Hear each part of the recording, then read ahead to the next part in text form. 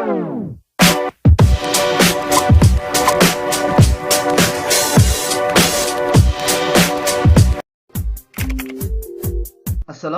warahmatullahi wabarakatuh. Anak-anak semuanya dimanapun berada, alhamdulillah pada kesempatan yang baik ini kita bisa kembali lagi melaksanakan kegiatan pembelajaran secara online ya untuk mapel fikih kelas 8 MTS. Kali ini kita akan membahas bab yang kelima di semester genap ini ya, yaitu tentang indahnya berbagi dengan sedekah, hibah dan hadiah. Oke anak-anak, materi ini tentu sangat penting untuk kita ya, maka dari itu ikuti dari awal sampai akhir. Sebelumnya, mari kita berdoa memohon kepada Allah Subhanahu wa Ta'ala. Semoga kita senantiasa dalam lindungan Allah, diberi kesehatan serta ilmu yang bermanfaat. Amin, amin ya Allah ya Rabbal Alamin.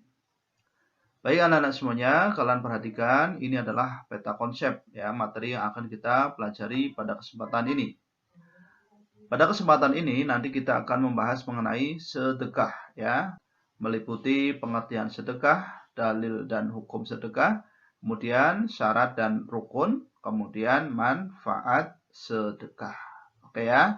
Jadi pertemuan kali ini kita akan membahas sedekah. Adapun hibah, hadiah nanti kita akan bahas pada pertemuan selanjutnya. Oke anak-anak, kalian cermati dulu gambar berikut ini. Ya, silahkan kalian lihat, amati gambar berikut. Setelah mengamati gambar, berikan tanggapanmu dan komunikasikan kepada guru serta teman-temanmu ya. Kalian juga boleh ajukan beberapa pertanyaan. Nah, contoh, apa yang dimaksud dengan sedekah dan lain sebagainya. Baik, sudah siap belajar anak-anak? Ya, kalau sudah siap, kalian perhatikan ya. Kita mulai dari pengertian sedekah. Kalian perhatikan, sedekah berasal dari bahasa Arab, sodaqotun, yang berarti memberikan.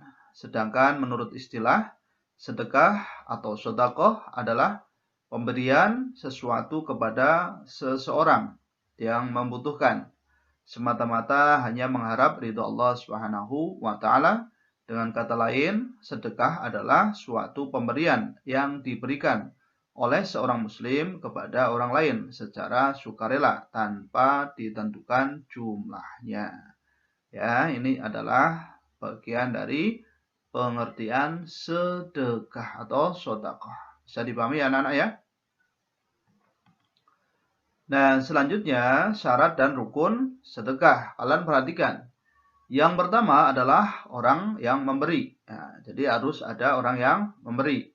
Syaratnya adalah memiliki benda itu dan berhak untuk mentasyarufkan atau membelanjakan hartanya. Jadi hartanya ini milik sendiri ya.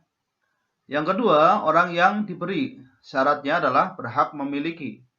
Dengan demikian tidak sah memberi kepada anak yang masih dalam kandungan ibunya atau memberi kepada binatang karena keduanya tidak berhak memiliki sesuatu.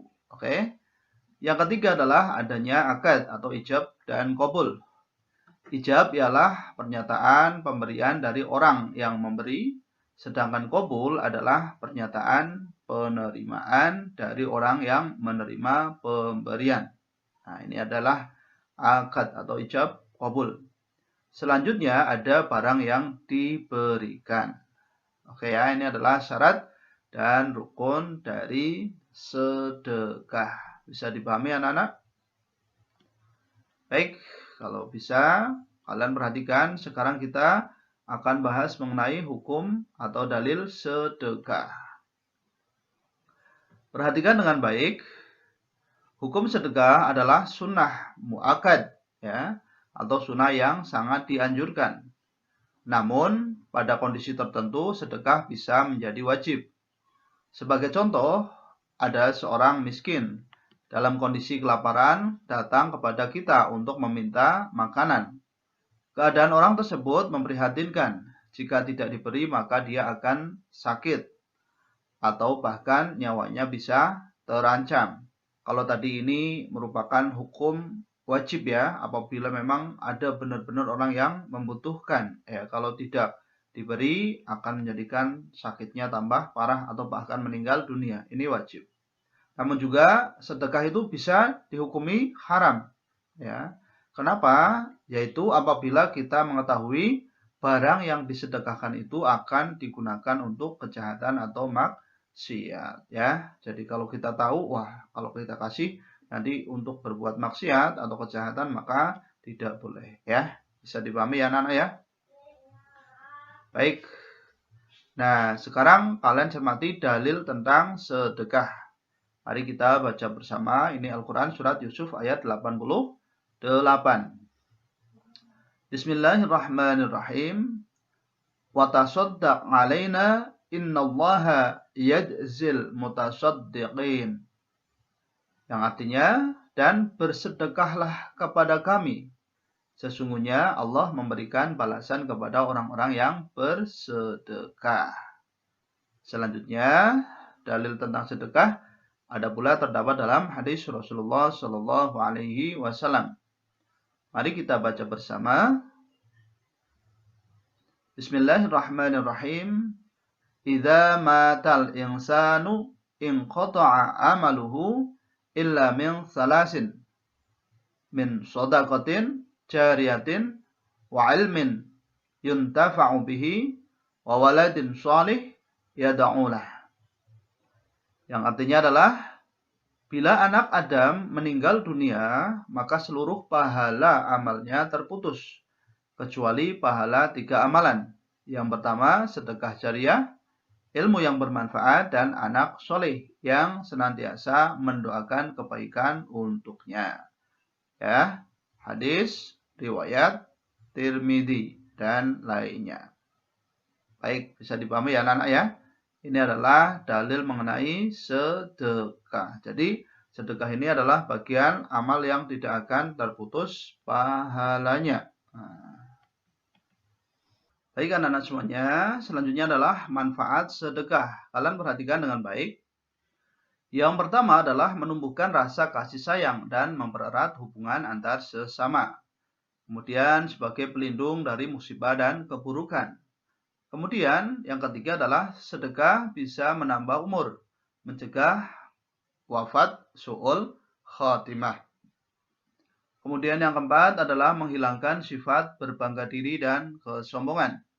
Yang kelima, menambah keberkahan harta benda. Yang keenam, membantu meringankan beban orang lain dan meningkatkan ekonomi masyarakat, serta sebagai naungan di hari kiamat kelak. Ya.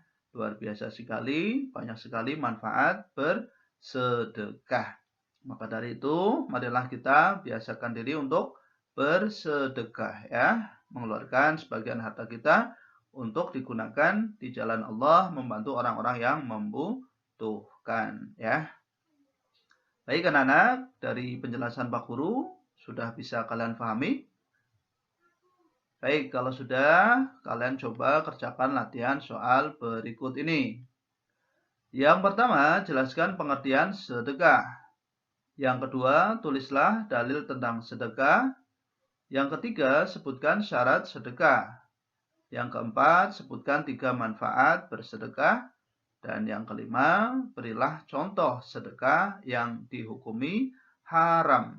Nah, dan juga jelaskan. Oke ya. Baik anak-anak, mudah-mudahan kalian bisa memahaminya dengan baik dan silakan kalian kerjakan latihan soalnya. Oke, demikian tadi penjelasan dari Pak Guru ya. Semoga apa yang bakal disampaikan bisa bermanfaat. Insya Allah kita akan sambung pembahasan selanjutnya pada pertemuan berikutnya. Kurang lebihnya minta maaf. Sekian dan terima kasih. Assalamualaikum warahmatullahi wabarakatuh.